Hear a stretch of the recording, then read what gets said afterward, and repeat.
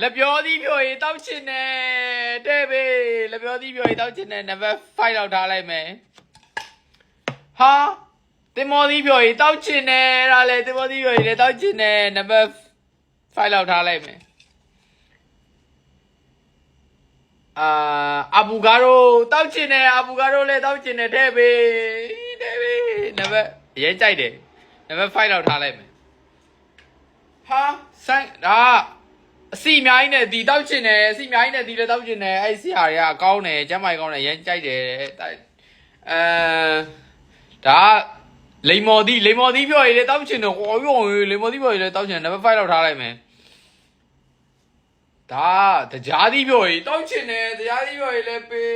တောက်ချင်တယ်တရားသီးပြောရည်လည်းငါကြိုက်တယ်ကွာနံပါတ်5လောက်ထားလိုက်မယ်